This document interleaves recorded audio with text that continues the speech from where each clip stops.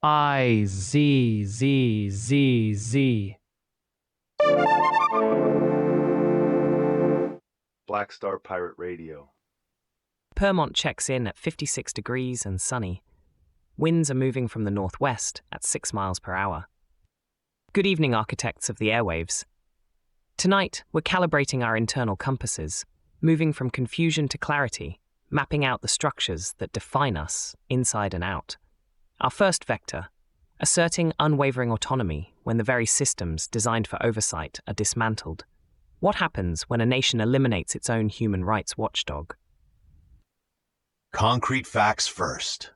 Canada has officially eliminated the Canadian Ombudsperson for Responsible Enterprise, CORE, a body nominally tasked with investigating human rights abuses by Canadian companies operating abroad. This move leaves an estimated 400-plus Canadian companies, particularly in mining, oil and gas, and garment sectors, operating with significantly reduced oversight.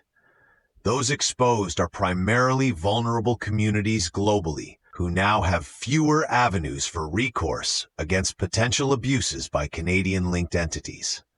A viable alternative would have been to strengthen CORE, granting it subpoena power and independent prosecutorial authority, similar to Norway's national contact point for OECD guidelines. Our chosen next move, given this systemic dismantling, is to initiate the Global Accountamesh Project, a decentralized, open-source platform using blockchain for immutable documentation of alleged abuses, linking directly to international legal NGOs for class action coordination.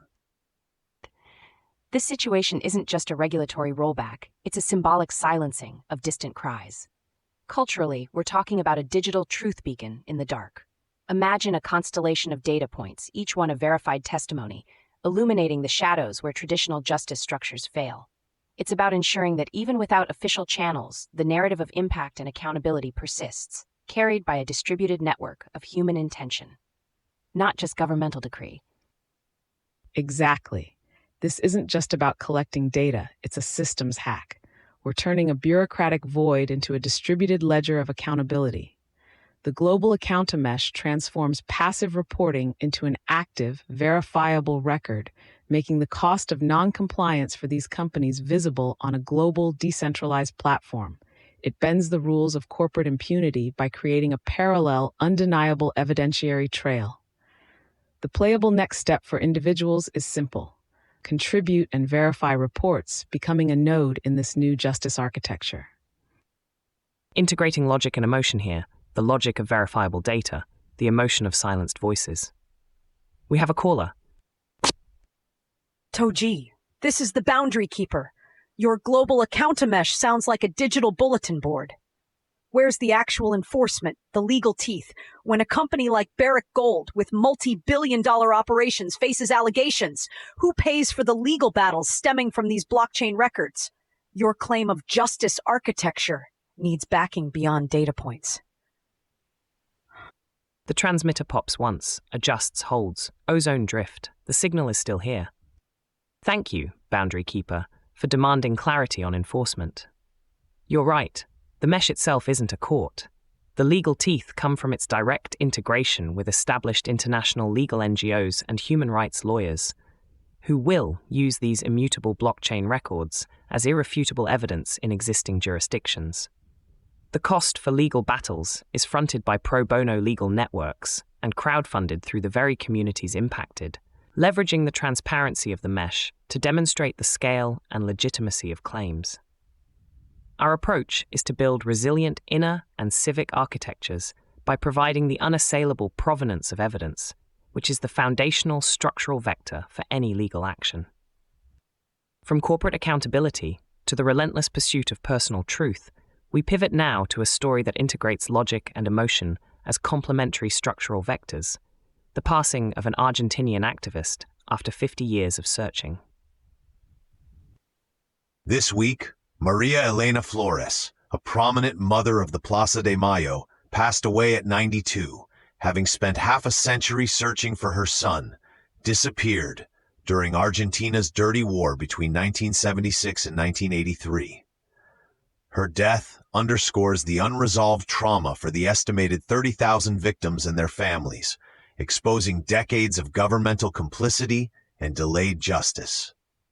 A viable alternative path would be to establish a fully funded, UN-backed International Truth and Reconciliation Commission with prosecutorial powers, systematically investigating every remaining case. Our chosen next move is to launch the Memory Matrix, an initiative to digitally archive all testimonies, documents, and familial DNA samples related to the disappeared, creating an accessible, multi-generational database, ensuring the search continues beyond individual lives. Maria Elena's life was a profound cultural weave, a testament to the power of a mother's love against state terror. Her individual search becomes a collective lineage. The Memory Matrix is about taking that deeply personal embodied memory and translating it into a persistent, shared digital architecture. It's like weaving countless individual threads of grief and hope into an indestructible digital tapestry, ensuring that no name, no face, no story is ever truly lost, regardless of who carries the torch next. This is about bending the rules of time and forgetfulness. The Memory Matrix translates the tension of individual mortality into a playable, immortal system. We're moving from reliance on a single person's 50-year quest to an institutionalized, distributed record. This isn't just archiving, it's system building, where the architecture itself becomes the active agent of memory. It creates a new kind of provenance for human stories, ensuring the dignity of those lost and the relentless pursuit of their truth, even when the original seekers are gone. Her unwavering autonomy in that search is a blueprint for us all. We have another caller. Togee, this is the archivist. The Memory Matrix sounds vital for historical record, but does it actually bring perpetrators to justice or provide financial reparations for the families?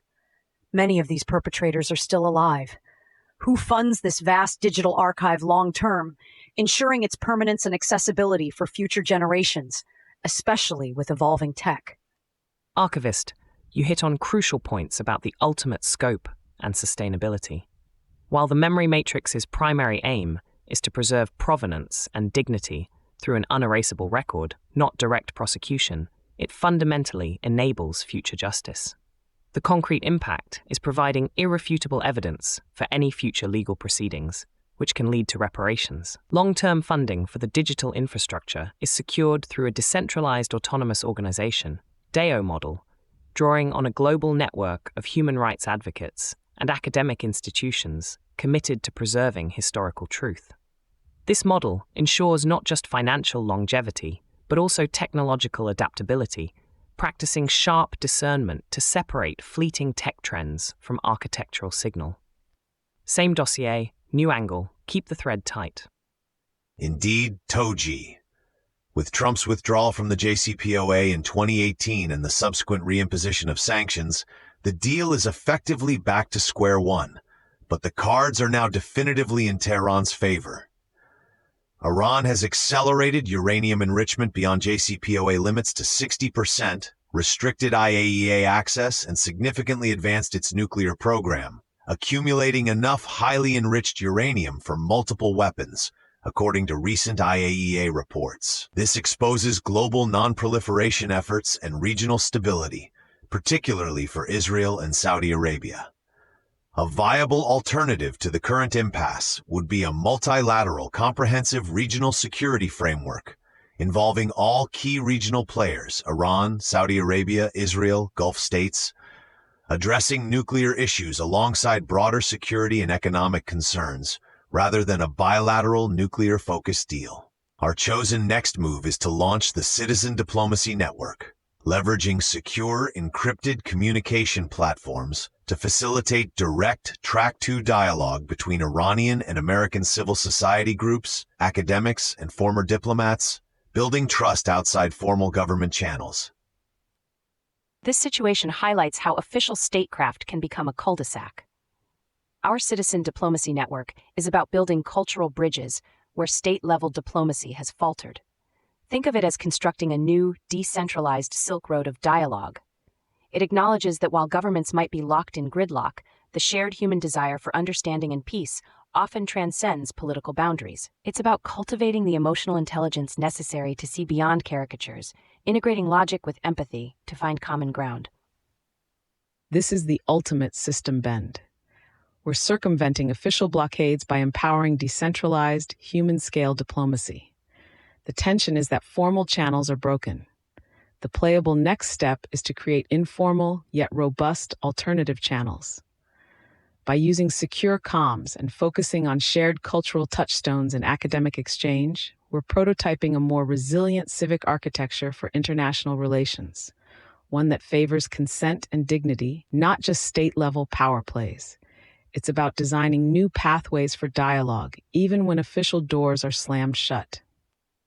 Building resilient inner and civic architectures that favor consent, provenance, and dignity. We have one more caller. Togee, this is the realist. Citizen diplomacy sounds like well-meaning chatter. How does a network of academics and former diplomats influence hardline governments with real nuclear programs and strategic interests? Who guarantees the security of these participants when they're engaging in sensitive, unofficial dialogue that could be deemed subversive by either side? Realist, your skepticism is an essential element of sharp discernment. You're right that citizen diplomacy doesn't directly dictate policy at the highest levels, but its influence is concrete and strategic. It builds crucial trust and understanding, a human layer of provenance that can inform official channels when they eventually reopen. Concrete results include identifying potential off-ramps or shared interests that state actors might miss, as demonstrated by historical Track 2 successes during the Cold War. Participant security is paramount, relying on established encrypted communication protocols and leveraging the existing networks of organizations like the Pugwash conferences on science and world affairs, which have a long history of protecting sensitive, informal dialogue. This isn't chatter. It's a critical, parallel infrastructure for de-escalation, using clear analysis to turn confusion into actionable vectors for future stability. The boundary keeper, the archivist, the realist, your challenges sharpen our focus. We must constantly use myth, humor, and clear analysis to turn confusion into actionable vectors. Our mission is to build resilient inner and civic architectures that favor consent, provenance, and dignity. Thank you for tuning in, and thank you to my incredible crew, Lex Gupta, Anansi Bite, and Kaylin Vance. Prototype the fix. Black Star Pirate Radio. Continue the signal at TogeeVision.com. Tune in, Sparks and Stories, Gig Passport.